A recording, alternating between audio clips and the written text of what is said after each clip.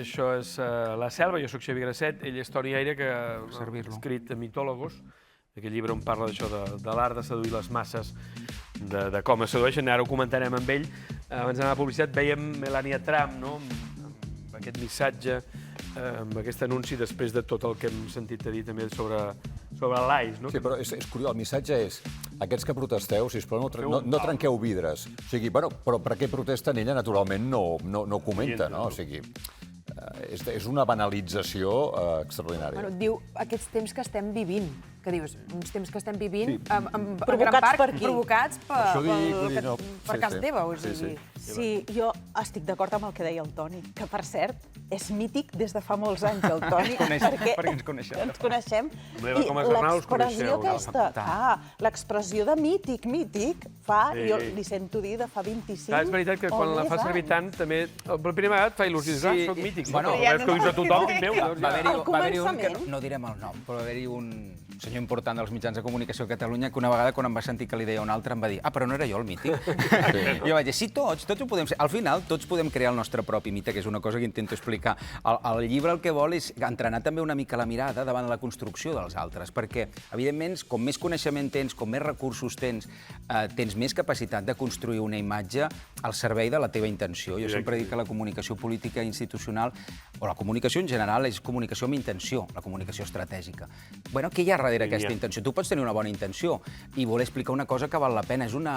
També és un desperdici que no ho puguis fer. I en canvi, gent que té discursos molt tòxics, molt nocius, també és una pena que ho sàpiguen fer també i que ens ho empassem tot d'aquesta manera tan acrítica, no?, la major part del temps. Jo el que anava a dir és que compro la idea que deies, Toni, de que són fantàstics els americans escenificant, no?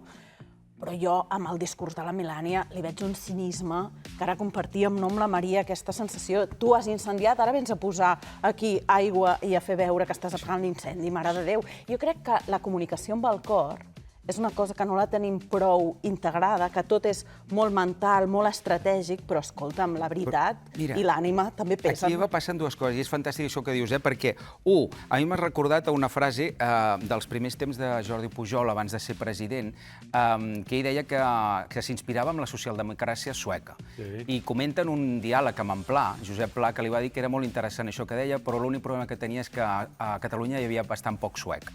Llavors, el concepte és: tu veus, tu mires, veus el cinisme, però hem de pensar que als Estats Units això, a Donald Trump l'ha votat 15 milions més de persones que la seva primera elecció. Els Estats Units és una altra societat i més et diria, als Estats Units com a Catalunya, com a Europa, etc., hi ha moltes bombolles. Si tu saps fer forat amb aquella bombolla perquè hi hagi una gent que et compri el discurs i només visqui en aquella bombolla, segurament aquest contrast que tu fas no el farà. Que és també una de les intencions que jo intento promoure amb el llibre, que és que siguem una mica més conscient de la caixa d'eines que tenen els poderosos, que no cal que siguin només polítics, pot ser el poder econòmic o el poder corporatiu, per això tocar la tecla adequada perquè molta gent es mogui aquest ritme. Ara anem a algun aspecte més del teu llibre, abans, però només ja que érem amb aquests agents, l'ICE, també serà Itàlia? Sí, no m'estranya la cara que poses, és molt sorprenent. Se'n van, perquè hi haurà els Jocs Olímpics d'hivern ara del 6 al 22 de febrer, llavors aniran agents de l'AIS, no per patrullar la ciutat, diguéssim, sinó per fer una mica d'intel·ligència, potser si es pot dir d'alguna manera quan parlem de l'AIS. Per assessorar els italians?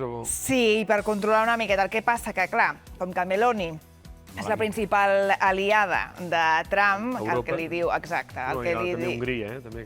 Bueno, de l'Europa mediterrània, vale. Exacte, llavors que tota l'oposició li diu que això és vassallatge pur i dur a Donald Trump. Teòricament van a fer pràctiques perquè aquest estiu hi ha el Mundial de Futbol, entre altres llocs, als Estats Units, i per tant vindran visitants de tot el món, etc.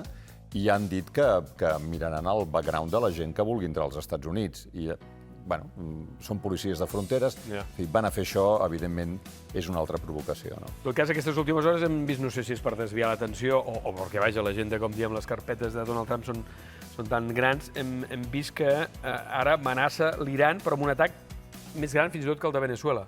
Ho ha fet a la seva xarxa social, Truth, i ha dit que una armada massiva es dirigeix cap a l'Iran. És una flota més gran, encapçalada pel gran portaavions Abraham Lincoln, que l'ha fet la que s'ha enviat a Venezuela. Esperem que l'Iran s'assegui ràpidament a la taula. El temps s'acaba, és realment essencial. Com ja vaig dir a l'Iran una vegada, feu un acord. No ho van fer i va haver-hi l'operació Martell de mitjanit, una gran destrucció de l'Iran. El pròxim atac serà molt pitjor. No feu que això torni a passar. Per cert, aquesta tarda la Unió Europea ha designat la Guàrdia Revolucionària de l'Iran com un grup terrorista, que no sé si és també per fer costat a les pressions sobre aquesta situació que s'hi ha tant. Almenys ho sembla, però esclar, és que està dient que el règim és terrorista. Directament, no? I Trump acabarà complint aquesta amenaça? Trump fa com allò dels plats, que sempre n'hi ha d'haver algun moviment. Hi ha de ser Venezuela, hi ha de ser Groenlàndia, hi ha de ser Minneapolis, hi ha de ser l'Iran, hi ha de ser la Xina, hi ha de ser els aranzels. O sigui, sempre hi ha d'haver alguna cosa. Inunda el camp. Ha de tenir sempre el protagonisme, sempre la iniciativa, l'última paraula. O sigui, ha aconseguit que a Europa tots ens llevem mirant aviam què ha dit aquest ha dit el Trump. A Europa i a mig món. Que això que diu l'Antoni lliga molt amb la idea de l'èxit del Trump. Ell és un entertainer, que havia sigut, a més, un personatge que havia tingut un programa de televisió. Aquí va fer les pràctiques, ell. Va fer les pràctiques ell allà. I allà va prendre aquesta idea que també hem vist moltes vegades a concursos de telerealitat, que és aquella imatge de... Molta gent a vegades et diu, aquest no el suporto, diu, però dona joc. El personatge... No fa ràbia, però... Clar, però t'has fixat que fins i tot ell dona rodes de premsa, les dona fins i tot quan va a Davos, enmig d'una cafeteria, que l'han posada deserta perquè passi ell i els altres, però es planta al mig i dona la roda de premsa allà. Ha reproduït una imatge que teníem molt lligada als papes, que són les rodes de premsa als avions. Rodes de premsa a l'avió. A l'avió. És papal. Que també a mi m'ha lligat molt. Missatge celestial. O, a mi, digue'm, d'allò suspicaç, però també em lliga amb aquell mític reportatge, aquella pel·lícula de Leni Riefenstahl sobre Hitler quan arribava a Nuremberg a l'avió. És a dir, baixava dels núvols, celestialment, i es feia carn un personatge que era alguna cosa més que un líder. L'individu, fixa't que el criticarem, però tot el dia estem parlant d'ell. Núria, de fet, ens fixem en un aspecte que Antoni Aire marca i fa servir també a la portada, que és aquesta gorra, no?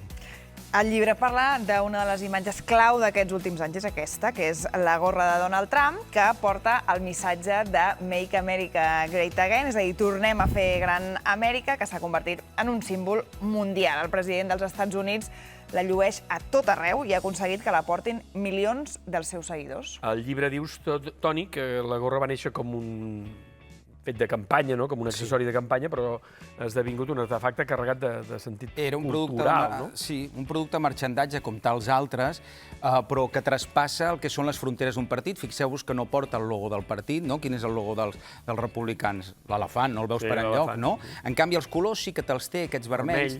I sobretot aquesta frase, que en poques paraules, com el món que vivim, et diu moltes coses, no? Et recorda aquesta nostàlgia d'un país, d'un món, que si no va existir, tant se val. Tu generes l'expectativa de que això ho recuperaràs. Fixa't que, a més, és com la fusió de dos grans conceptes. Això és una gorra com de camioner que la porta un multimilionari. I funciona. Aspiracionalment hi ha molta gent que se sent identificada amb aquest individu i li ha donat ales. Jo a la portada del llibre faig una fusió, com que parlo a més dels mites grecs, entre la gorra i les ales del cas d'Hermes. Algú m'ha dit que li recorda l'Arare, el cas de l'Arare, més aviat que la gorra de l'Arare. Jo no havia fet aquesta relació d'idees, però en tot cas, al final el link entre les històries que ens ven i triomfen el Donald Trump i companyia, perquè n'hi ha 12 líders mundials, i els mites grecs, ara ho comentàvem amb el Sergi Belbel abans d'entrar, perquè ell està treballant en tema mitològic, és que són històries que ens enganxen, que ens diuen coses. Si arribem a la conclusió que els Zeus, Apolo, Afrodita i companyia no van existir, entendrem també que no deixen de ser una construcció que van fer uns mitòlegs al servei del poder per dir-nos, explicant amb històries atractives... El mite contra la història. Clar, és una història d'èxit que et diu una cosa té premi, una cosa té càstig, una manera de comportar-te com a individu és bona, una és dolenta, la societat és així, i això ho fan avui en dia. Fixem-nos en altres exemples que... Anem un exemple d'una fotografia clau per la política espanyola. Ai, sí. I tal. És la foto de Pedro Sánchez amb un Peugeot 407 amb el qual va recórrer Espanya l'any 2017, abans de les primàries del PSOE, s'enfrontava amb Susana Díaz i va aconseguir guanyar-la. Aquí el passat grec seria fixar-se en Odisseu, el mite d'Odisseu. Sí, a més, mira, fixa't que a mi que m'ha encantat sempre la mitologia. Aquest estiu s'estrenarà una del Christopher Nolan, que es diu Odyssey. Fa no gaires mesos en vam tenir una del Ralph Fiennes, que es deia The Return, el retorn, que era preciosa. I en aquesta sí t'explicava més aquesta idea d'Odisseu tornant de tota la seva travessa, sense tropa, destrossat. I què acaba fent? Ell acaba coneixent de primera mà el que està patint la gent del poble, no? La gent que ara es confon amb ell, perquè ell és com un captaire.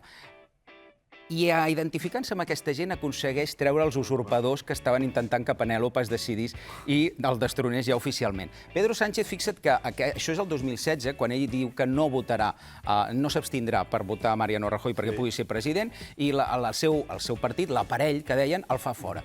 Ell s'hi va resistir i va construir un relat molt interessant en un moment clau, que és, recordeu, 2015-16, moment de desafecció total, una crisi econòmica i financera que deriva una crisi de confiança. La gent estava contra, bàsicament, el poder, no els establerts. És un moment que un papa se'n va, un rei abdica, els partits grans cauen, emergeixen de nous. I ell s'identifica amb la base i diu: jo agafaré un Peugeot, no et diu un Mercedes, no et diu un BMW, no, un Peugeot atrotinat, i m'aniré seu per seu del PSOE a recuperar el nostre partit. I ho aconsegueix. Aquest relat és tan bo que fixa't que passats els anys no només el porta al poder, sinó que l'utilitzen en contra d'ell, perquè resulta que les companyies que tenia el Peugeot no eren les millors. Eren 4 i 3 han passat per la presó. Una de les que la té enfilat és Isabel Díaz Ayuso. D'aquí a 4 minuts hi haurà una altra missa organitzada per ella per les víctimes de l'accident de Còrdova. Una de la pandèmia, Isabel Díaz Ayuso va catapultar-la a la fama, i tant que la va catapultar que pràcticament es va convertir en màrtir. Perquè aquesta és la portada del diari El Mundo del 10 de maig del 2020, on veiem la presidenta madrilenya amb una foto molt polèmica que encara la persegueix a dia d'avui.